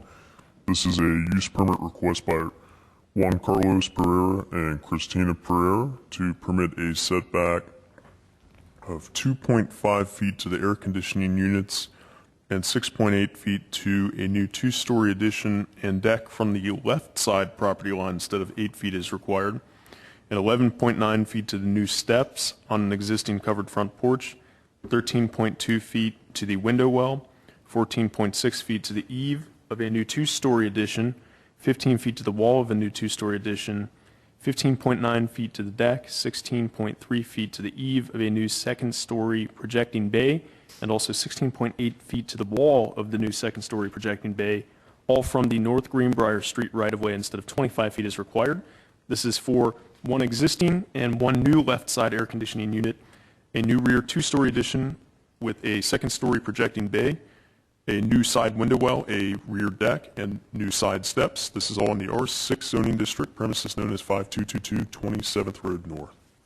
All right, and the staff recommendation is to approve the use permit for everything except to deny the request for the two air conditioning units. The old air conditioning unit is not in compliance with the variance that was granted previously. Are there any other questions for Mr. Knoxon? Yes. Miss? Go for Do it. you have a suggestion for where the air conditioning units could go? In compliance, or that needs Push towards the back, more towards the deck, in the rear yard. But of course, they're proposing a deck there, so it would have to go behind the deck or be built into the deck somehow, which may be complicated, so. But it's an option. Then the closest they can be is 5 feet to that side, that left side, so, if the house is at 6.8 feet, that doesn't leave them enough room. Any other questions? And you, I'm sorry, yes. And the previous variance should have placed the existing air conditioning where? How far off, I think? The previous variance was for 3.7 feet. And actually, our records show that there is a mechanical permit pulled for an AC unit in 2008 but there is no zoning approval. It was approved by the building department, but there was no zoning approval. And if you can, there's a picture in here of the existing unit. It looks relatively newer. So I think that it was approved at a location, but not by zoning. Madam Chairman? Yes. Mr. Russell? Now, since we got this picture, is this where they're proposed to go? Correct. The other one's going to be right next to it. There's one there now, and there would be another one next to it. Correct. And so, would this placement have met the variance that was approved? Or close to it? It's possible if they moved it back. I mean, it looks like a large unit. I mean, now they're showing, I think, 2.5 feet. That's what the architect drew on the plat. So that's not in compliance, of course. I think if they used a smaller unit, it may have been in compliance with the variance. Thank you. And the air conditioning unit, just confirm, is on which side of the house? The left. So it's on the side that is If you're looking from 27th Road North to the left side of the home. on the Greenbrier Street side? No, it's facing the neighbor at 5218. So. Which is the issue because my neighbor's air conditioning unit is very much in compliance, and it almost drives me crazy when it just hums and hums. Okay. Now, you are Mr. and Mrs.? Yes, correct. Okay, Mr. and Mrs. Pereira, do you have any comments you'd like to share with us? Sure. So we bought the house recently in October, I guess November of last year. So we kind of inherited we didn't go against the zoning ordinance ourselves. I guess our previous owner seems to have. You have clean hands. Well, yes, at least on that issue. And I should note that if you actually measure, the fence is actually a little bit offline. So if you actually measure, it may not be 3.7 feet, but if you measure it, and I should have measured it again, it's a bit above 3 feet between the air conditioning unit and the fence. So there may have been some issue, anyway, I don't have the history of that, but that was already there. And the problem, we looked at with the architect, we've worked very hard to try to get this to a point where the staff would approve. In fact, made the addition, narrower and did a lot of changes. We actually spent a lot of effort and architectural money on making it, but the air conditioning unit was really hard to find an alternative that made sense. Because as you said, there's going to be a deck in the back. There's not really a practical way to make it work. And secondly, my wife would like to add something. Well, since Mr. Knoxon did stop by today and mention the air conditioning unit issue, I did go to my neighbor to see if the noise of that particular unit that's already there was a problem. Since we haven't been here in the summer, I wanted to ask them, and they said that their family has never noticed any sort of noise. So I wanted to check if it was something that already bothered them, and they said not at all. They were surprised that it was brought up because they've never noticed that noise. That was the second time actually you talked to him. Sure. We talked to him all the time. Yeah, we talked to him. Neighbor's consent form signed, completed, triplicate. Madam Chair, another question, and that is, where are the neighbors' AC units? Are they on your side or on the other side? I don't know. Do you know? Okay. Because, you do have you have a fairly tall fence that's between. Yeah, I've never noticed that. And this is an oddly shaped lot. Yeah, it's an extremely narrow lot, and so it gives us less. And it's narrower in the rear than in the front. And right. Both in the front and the back is where the kids mostly play. Mm-hmm. So if I could avoid having the units there, it would be fantastic. Madam Chairman. Yes, Mr. Russell. I'd ask Mr. Knoxon, remind me what a by right setback for air conditioning unit would be. 5 feet? It's 8 feet without screening, but 5 feet with screening. So this would be screening if it happened to be. Correct. 5 It has a feet. fence around it. Mm-hmm. All right, are there any further questions?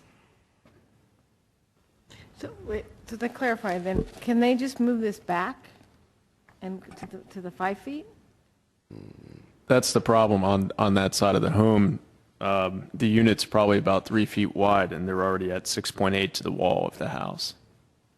So they would have to move it back towards the back where the new deck is being proposed. 5 feet from where the fence line front is, 5 feet from the fence on the side to the property line. 5 feet from the property line. That fence is actually a little bit But a further foot, off yeah. the property line towards the neighbor's property. And, yeah. I mean, we also agreed to move an existing deck, which is there, so I mean, we've tried to be, honestly, as compliant, as flexible as possible, but this was something that it was very difficult for us to find an alternative that made sense for the air conditioning unit. Madam Chairman? Yes, Mr. Russell? On the air conditioner issue, it seems to me that air conditioning units, they can be located here by right. If the yard was wide enough, they could be there by right, 2 feet over. I don't think that'd make any difference in the noise from them. And the neighbor has expressed support of the package and apparently doesn't have a problem with the location of the air conditioning unit, so I don't really have a problem myself with those. Are you making a motion, Mr. Russell? Certainly can. I can figure out how to do it.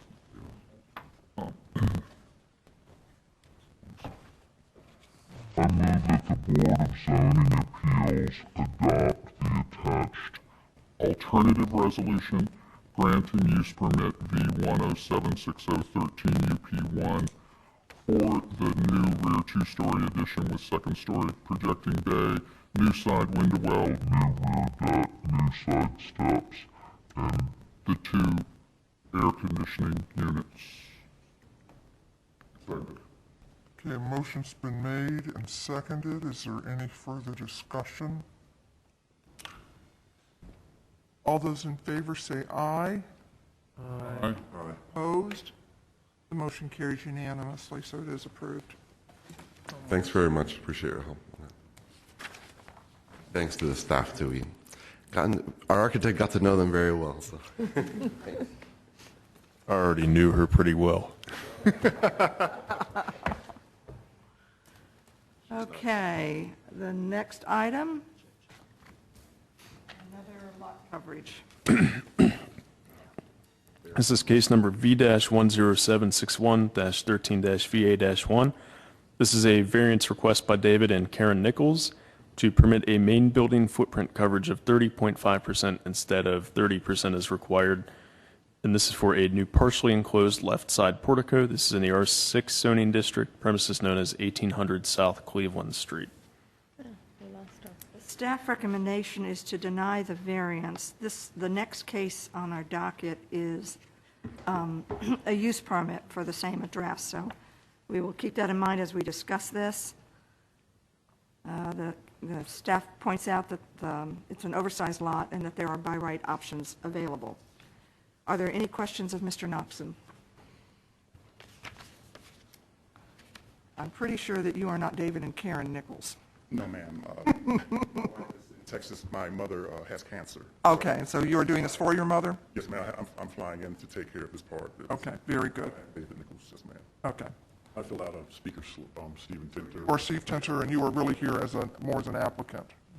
Originally, I wasn't sure if he was going to make it, so I'm the designer today, so I Is there anything you'd like with us? And we really need right now mainly to focus on the variance, and then if you'll stay, we will then focus on the use permit.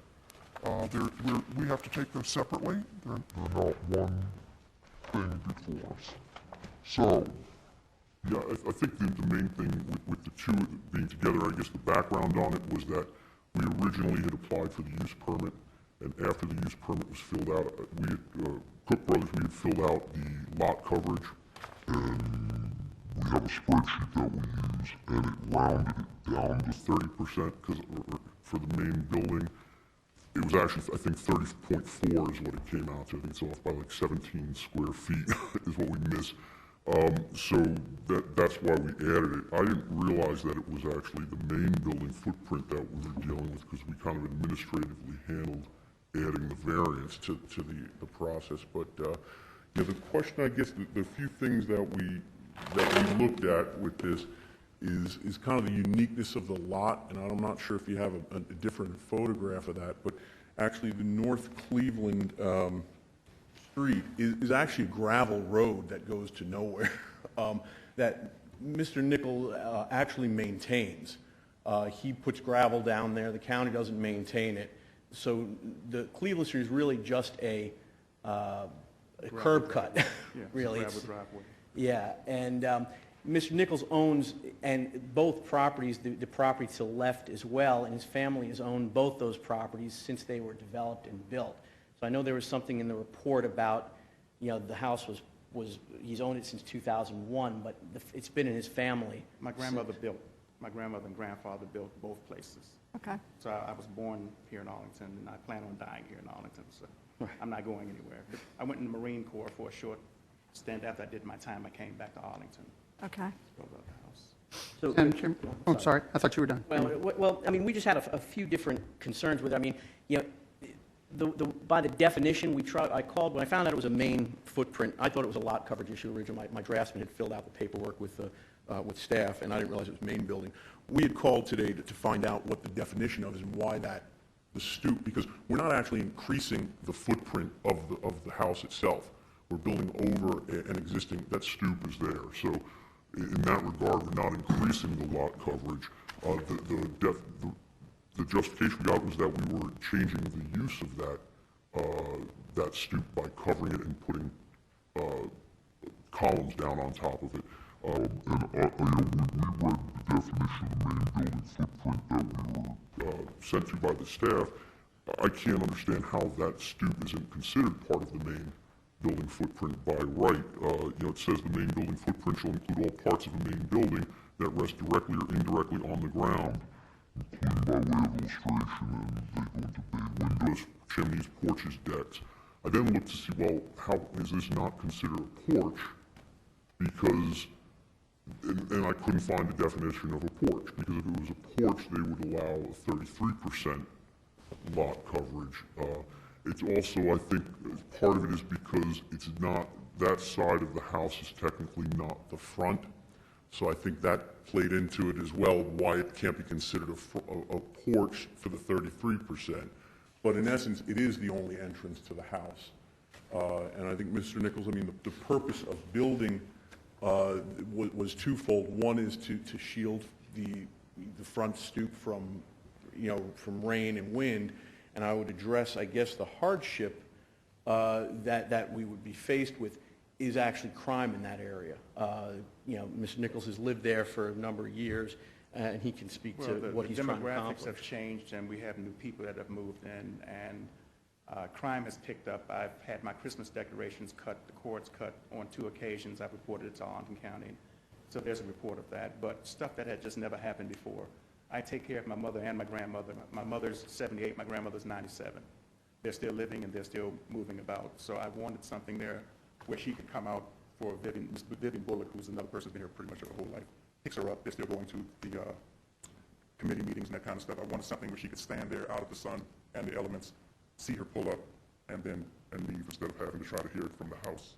Tomorrow I'm having security cameras, 8 installed around the whole house by ADT, with the recorder for up to 3 months and some other stuff, just because things are just getting a little out of hand. The country club's being remodeled, so there's new people coming up on that area. New people are moving in the area, and a lot of them are younger. They don't have any respect for people like myself, who has been here all my life and established. And, I'm just trying to pretty much just secure my home on top of other things. The cul-de-sac backs up to a service entrance to the country club. While just to the we right can of that. appreciate your need to do that, that can't be what we base our decision on. Yes, ma'am. So- Yes, ma'am. But I'm just Right. trying to get you to understand. Could we flip through all the pictures again, please? Why are there cars in the front yard? I had to move them because they're remodeling the playground, so they're using the driveway for the dump trucks and tractors to go back and forth. So those normally park where? In the driveway, ma'am. But I've moved those. There's tandem trucks and tractors. They're doing a whole remodeling of the playground there. Okay, The house goes to the playground. It dead ends right there. okay. So I've moved everything until they get done, then I'll put everything back. So I just, Are these cars that normally are not used? They're just stored? They're used, ma'am. Cover them up? Yes, ma'am. Yeah, just to keep things beautified and clean. I take pride in everything, and I've spent a lot of money at the house and the area. I'm with the North Civic Association. Gary Bobby was my cousin. He had died of a heart attack last year. He is the one that encouraged me to continue on. I'm trying to get more involved in this, but, I spend a lot of money for all this stuff, and new people are moving in, and they're curious, and I'm just starting to cost me money as far as replacing stuff, and I just need to get a little bit more secure. There's also, in the use permit, there was a letter of recommendation, I think, from the president of the Knox Civic Association. The family use permit, which I didn't even think to have them resubmit it. I didn't realize there were going to be two separate hearings to submit it for the variance. We have it once, that's sufficient. Okay, are there any other questions? Yes. Mr. Smith. The front of the house is, what, legally? Along 18th Street. Okay. That entrance, what they use is And there isn't an entrance, actually, on 18th Street. That's correct. No, sir. So the only entrance is really that side entrance off of It's the driveway. Cleveland Drive, it's called, or something like that. Cleveland Street. Cleveland Street. Yes, sir. And then it just ends. Yes, sir. And then the house on the other side of Cleveland Street, you also own? Yes, sir. Your family owns? Yes, sir. So all those vehicles are between the two houses. They're owned. Okay. And this half of a square foot, or this half of a percent coverage, is as a result of this stoop. And I'm just trying to just beautify the place like everyone else. Okay. I know it's about revenue, and I pay my taxes, and I do everything. All right. Mr. Oxon, what would be Ms. the, Espinosa. I'm sorry, thank you, Madam Chair. What would be the by right option that you think exists? They can have a projecting canopy that projects off the wall with no posts attached to the ground, but it can only go out to less than 4 feet, so 3.94 feet or something like that. There is an option to cover it, but it doesn't give them the security they're talking about of closing a door or being semi-enclosed on the side. It also would not cover the entire stoop structure, and because it's a split foyer, it'd be up so high that in essence it wouldn't really shield the stand. If you look at the front, the picture of the front of that, or the side of the house, I should say, where the stoop, you see there's the window up there, so it would have to be up very high. And with the projection, it just, there's a large projection on the eave that just doesn't provide any sort of coverage for the stoop. We had looked at that as an option. And it's the same size as the step you see there, ma'am. It's not going any further. It's just going to sit directly on top of that. All right. Mr. Russell, did you have a question? I just want to make some points. Cheryl, could we go back to the aerial? The aerial shows the cars parked in what is Cleveland Street right away normally, and he said he moved them because there is a S3A zone piece of property that is a playground behind his house. So they've been going back there to work, so you move the cars into the yard. But normally, those cars are parked in the street and not on the property. I mean, he has a driveway too, so he has cars parked there and so forth. Yes, sir. So I wanted to clarify that. In terms of the variance, this is a variance request. It's not appeal of a zoning administrator's determination. Therefore, the issues as to whether the zoning ordinance says this or that or the other doesn't matter. It's also really, really small, much smaller than the other one we were dealing with. At 0.5%. Doing what they can do by right, a projecting porch, doesn't achieve what they want to do, which is to make a safe portico before going in the front door of the house. So, are you making a motion? I certainly can. All right, Mr. Russell, do that.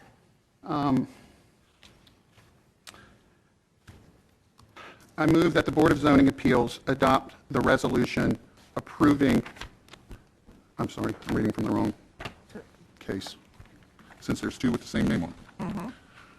I move that the Board of Zoning Appeals adopt the attached resolution approving variance V1076113 VA1.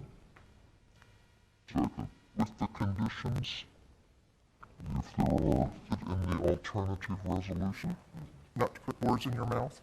No, that's fine. I mean, I don't think it's necessary to say that, but I wasn't sure whether, yes, if there are, yes, subject to the conditions. Sometimes variances don't come with conditions. Right. Either is or isn't. The motion's been made by Mr. Russell, seconded by Mr. Smith. Are there any? Yes. Is there any further discussion? Yes, Ms. Cravens. The third condition says that the applicant agrees that the proposed front portico shall not be built over or enclosed. So the use permit that we're doing that's next, doesn't that enclose it? So already they're not going to be meeting that condition? Am I right? No, it's not enclosed. It's not completely enclosed in the sense that it's conditioned space. Right. So it's partially enclosed, and so that's the key. Even though it says shall not be enclosed, it means not completely enclosed? Right, they're It's open to the air. That's a grate, that's an iron grate. It doesn't go all the way to the top. It's like there's an open. I just don't want somebody to have to be, come back or anything. I want to make sure we want to keep this, that's all. I just wanted it to be legal. There are standards for how much you can enclose without it being enclosed, and if you look at the, Okay. I don't know, this drawing, it's open on the sides above a certain height with bars, and it's totally open on the front. I think that the code reads 40%. If it can be, and we meet that. I think that is over 40% to have it considered enclosed, I think is what I read this afternoon. And I did the calculations, I think the drawing showed it like 40.3. I mean, we didn't design it to that, but we can lower the knee wall down a little bit to. I was going to say, make sure you use your program so that it doesn't round up or down. I'm going to have it to the hundredths now. Yeah, it rounded down, like I said, it was 0.4 in our defense. But, Okay. yeah, that's true, yes. I'm going to bring it back because we have a motion on the floor to discussion within the board. Is there any further discussion? All those in favor say aye. Aye. Opposed? The motion carries unanimously. If you'll just stay right where you are, please. The next case is the use permit for the very same thing. Okay, this is a use permit request by David and Karen Nichols to permit a setback of 8.5 feet to the eave and 11 feet to the wall of the portico wall from the South Cleveland Street right-of-way instead of 25 feet as required. This is also the same for a new partially enclosed left side portico, R6 zoning district, premises known as 1800 South Cleveland Street. Staff recommendation was that if we had approved the variance request, that we should approve the use permit with conditions. Madam Chairman, Yes. I move that the Board of Zoning Appeals adopt the resolution approving the use permit B1076113 UP1 With conditions as recommended. Second. Again, the motion was made by Mr. Russell, seconded by Mr. Smith. Is there any further discussion? All those in favor say aye. Aye. Opposed? The motion carries, so it is approved. Thank you so much. I have a love question. Arlington County. I've question. seen this on TV, but I never thought I'd be standing here. I have a question for Mr. Nichols. Yes, sir. You own a silver Jaguar XJS convertible? Yes, sir. Let me know if you ever want to sell that car. I'm calling this discussion out of order. It only has 60,000 miles on it. He won't want to sell it then. Okay. You know what? Let me get your name and number. Thank you very much. Y'all have a good day. Ever missing, you'll know where to come back. Yes, ma'am. Like I said, place like Arlington, I said he's right. Very good. All right, the next case. This is V-10762-13-UP-1. This is a use permit request by Keith Schofield to permit a setback of 14.2 feet to the steps, 19.2 feet to the eave, and 20 feet to the porch base from the North Illinois Street right-of-way, instead of 25 feet as required. And this is for a new covered front porch with steps. This is in the R6 zoning district, premises known as 632 North Illinois Street. all right, the staff recommendation is to approve the use permit with conditions. This is basically a very small covered front porch and steps. Are there any questions for Mr. Knoxon? Mr. Schofield, do you have anything you'd like to Actually, add? my name is Josh Desley. I'm the contractor for Mr. Schofield, who wasn't able to make it tonight. Out a speaker slip before you leave. Yep. You can just hand it to me when we're done. Any questions for Mr., what was your name? Desley, Josh? Desley. Okay. So that's a good Cajun name. And why aren't you in the Mardi Gras parade? Because he's here. Any questions for Mr. Desolé? No, this is a, this is a really small request. It's a beautiful porch, though. And if you're prepared, I'd make a motion to adopt the attached resolution granting use permit V-10762-13-UP1, subject to the conditions listed in the resolution. Second. Motion's been made. It was seconded by Mrs. Espinosa. Is there any further discussion? All those in favor say aye. Aye. Opposed? The motion carries unanimously. We have an item on the table, but we have extra people who've never been called, and we haven't missed anybody, have we? Okay. Would someone please make a motion to take item That we take off the table, take up consideration of 1075513 UP1. second, please? All those in favor say aye. Aye. Okay.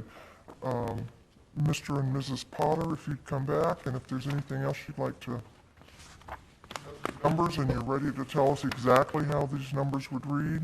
We do. The number is 23.8, and I can show you how we came up with that. Oh, Mr. Noxon, he's the one who really needs to know.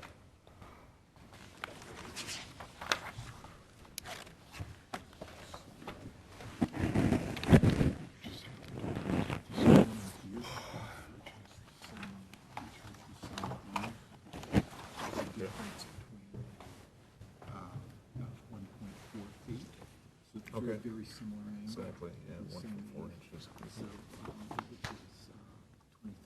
23.8. Okay. I suppose what we can have him do is draw that onto the plat and provide that dimension.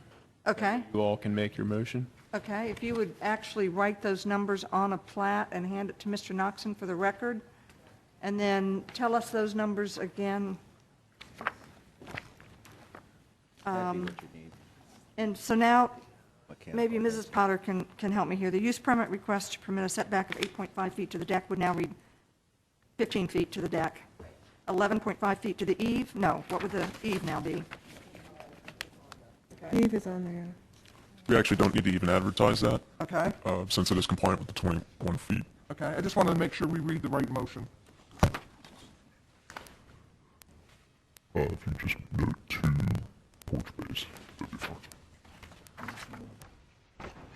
23.8, and I'll just have you do it on my copy as well, so you have a copy to keep for yourself.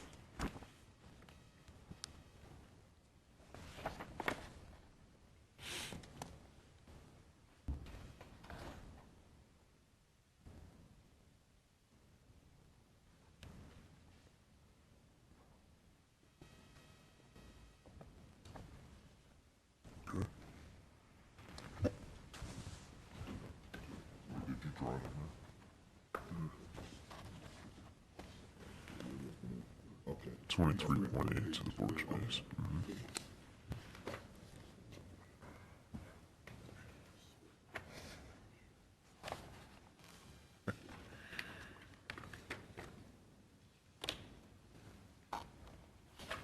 This number right here.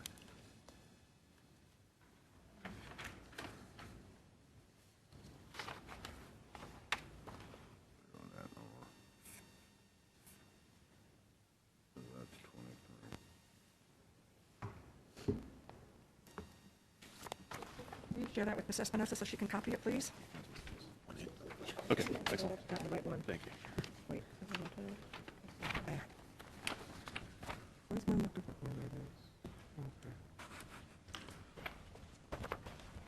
Just one moment.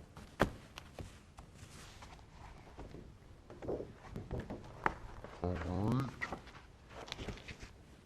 So, is everybody comfortable with what's before us and how the motion should read? The actual plat, we all take a quick look at that to make Mr. Russell hasn't seen. Well, this is the proposed first floor plan. They'll have to update a plat for us. Okay, or proposed first floor plan. Exactly. It's page SK6. I can pass it to you if you'd like. Okay? Does Right. everyone want to see it? Is there a number that was added to this that wasn't there when we looked at it a few minutes ago? Yes. What's that? We have 23.8 feet to the porch base from the rear property line.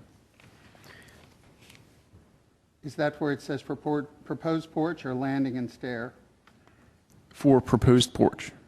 The landing and stairs are going to be 15 feet. But it's to that corner, it's to the corner of where the dining room bumps out onto the proposed porch, right? The dining room's existing. That's the existing home. Right. You should be looking at, directly across from that portion of the dining room. You see the little dotted lines? Yes. Where there'd be a header? It's that, there's the little square for a column. That's the porch base on that corner. Column there at the end of the proposed porch? Exactly. Okay, yeah, move that over. That's the closest point. So it's this. Yeah, to that point. Right. What would be helpful to me would be if Drew could read the first phrase up to instead of 25 feet required, with how you would write that for public notice if you gotten this proposal in the first place. Okay. Under the subject, it would be use permit request to permit a setback of 15 feet to the deck, 15 feet to, where did it go? I think we have to get rid of that part. Yeah, okay. We have 15 feet to the deck. We get rid of the 11.5 feet to the eave, and we're just going to have 23.8 feet to the porch base and 13.6 feet to the eave and 15.8 feet to the wall of a new two-story addition from the rear property line. I connect. That's all I needed to know. No? Okay, so 50, I'll repeat myself just in case. 15 feet to the deck and then 23.8 feet to the porch base. So what was the 13? Versus 25. Okay, are the Potters comfortable with what was just said? I want to know what the 13 feet was for. That's It was 13 feet before you changed it. You originally requested 13 feet to the porch base from the rear property line. Gotcha, okay. Okay. Any other questions of the Potters?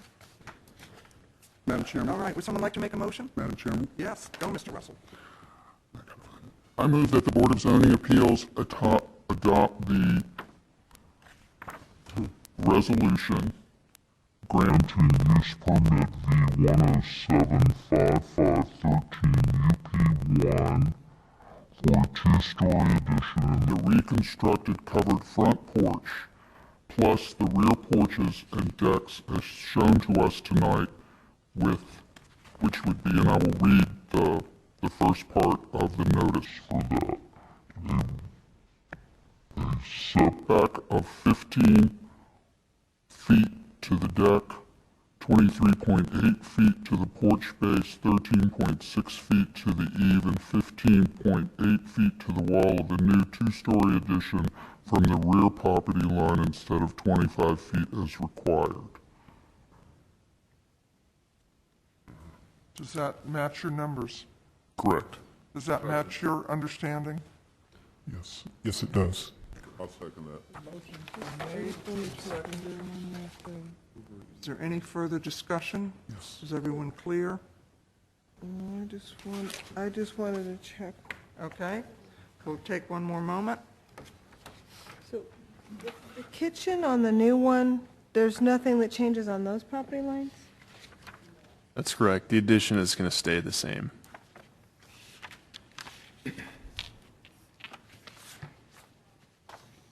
You're still going to have the 15.8 feet to the wall and 13.6 feet to the eave.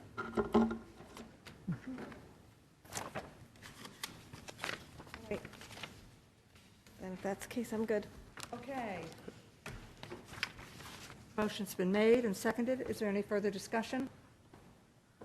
All those in favor say aye. Aye. Opposed? The motion carries unanimously. Thank you so much for Thank you. Thank you very making the much. changes that made it possible for us to make. All right. Minutes before us. Would anyone like to make a motion to approve the minutes? I'll make a motion to approve the minutes. Is there a second? Mr. Smith, seconds. All those in favor say aye. Aye. Opposed? The motion carries unanimously. Now, I think you all decided that you would do your organizational meeting at the beginning of the next meeting? Yes. Is that what you'd like to do? Okay. Typically, as the new person comes on board, there's an organizational meeting. Typically, we serve 2 years as chair, but I'm leaving in the middle of my, by 2 years, so. All right. Any other things? I would say that I've asked for a motion to adjourn. Well, Madam Chair, I would like to say, at the end of your last meeting,